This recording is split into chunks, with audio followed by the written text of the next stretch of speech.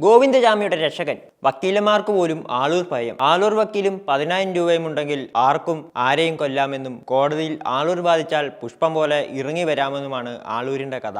നമ്മൾ സിനിമയിലൊക്കെ കണ്ടിട്ടുള്ളതുപോലെ ഒരു കഥാപാത്രമാണ് ആളൂർ. അത് റിയലാണെങ്കിൽ ഇത് റിയൽ ആളൂർ. പ്രതികൾ ശിക്ഷിക്കപ്പെടും എന്ന് ഉറപ്പുള്ള കേസുകൾ നിസ്സാരമായിട്ട് ഇറക്കിക്കൊണ്ടുപോകുന്ന അഭിഭാഷകൻ. കുപ്രസിദ്ധമായ കേസുകളാണ് ആളൂർ തിരഞ്ഞെടുക്കുന്നത്. കുപ്രസിദ്ധ പ്രതി ഗോവിന്ദചാമിക്ക് വാദം ഏറ്റെടുക്കാൻ ആളില്ലാത്ത സാഹചര്യത്തിലാണ് ആളൂർ ഏറ്റെടുക്കുന്നത്. അവിടുന്നാണ് ആളൂർ അറിയപ്പെടാൻ തുടങ്ങിയത്. സൗമ്യ കേസിൽ ഗോവിന്ദചാമി രക്ഷപ്പെടാൻ ഒരു സാധ്യതയില്ലാത്ത സമയത്താണ് ഗോവിന്ദചാമി ഹാൻഡിക്യാപ്ഡ് ആണെന്നും ഇയാളെ കൊണ്ട് പറ്റില്ലെന്നും കോടതിയെ സംശയപ്പെടുത്തിയത്. ആ ഒറ്റ സംശയത്തിന്റെ പുറത്ത് ഗോവിന്ദചാമി പുറത്തു വന്നു. ഒരു വീട്ടിലെ 6 പേരെ കൊലപ്പെടുത്തിയ സൈനൈഡ് കേസിൽ ജോലിക്ക് അഭിഭാഷകനായി എത്തിയതും ആളൂറായിരുന്നു. നിലന്തൂർ ഇരട്ട നരബല കേസിലും ഇദ്ദേഹം ഭാഗമായി. പ്രമേദമായ നീരജ് ഗുപ്ത കേസിലും പ്രതിക്ക് വേണ്ടി ആളൂർ കേസ് ഏറ്റെടുത്തിരുന്നു. നിലന്തൂർ ഇരട്ട നരബല കേസിലും ഇദ്ദേഹം ഭാഗമായി. പ്രമേദമായ നീരജ് ഗുപ്ത കേസിലും പ്രതിക്ക് വേണ്ടി ആളൂർ കേസ് ഏറ്റെടുത്തിരുന്നു. പെരുമ്പാവൂരിലെ നിയമ വിദ്യാർത്ഥിനി കൊലക്കേസ് എന്നിവയിൽ പ്രതിഭാഗത്തിന് വേണ്ടി ഹാജരായ അഭിഭാഷകനായിരുന്നു ആളൂർ. കൊച്ചിയിലെ സ്വകാര്യ ആശുപത്രിയിൽ കിഡ്നി സംബന്ധമായ അസുഖത്തിന് ചികിത്സയിൽ കഴിയുകയായിരുന്നു അന്ത്യം.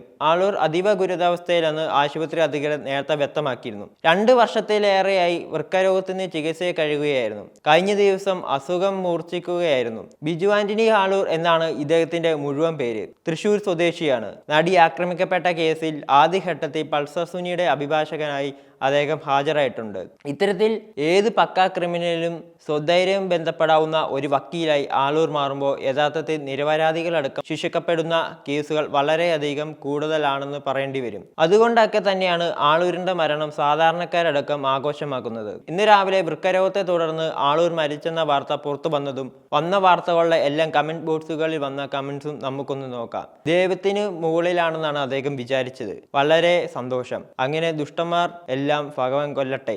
എങ്ങനെ ചാകാതിരിക്കും? അയാളെ പ്രാകാത്തവരുണ്ടോ? ഇത്തരത്തിലാണ് ഒരു മനുഷ്യന്റെ മരണം ഇവിടെ ആഘോഷിക്കപ്പെടുന്നത്. കാരണം ചെയ്തു വെച്ച തിന്മകളുടെ അനന്തരഫലമാണ് ഈ ആഘോഷം. Thank you.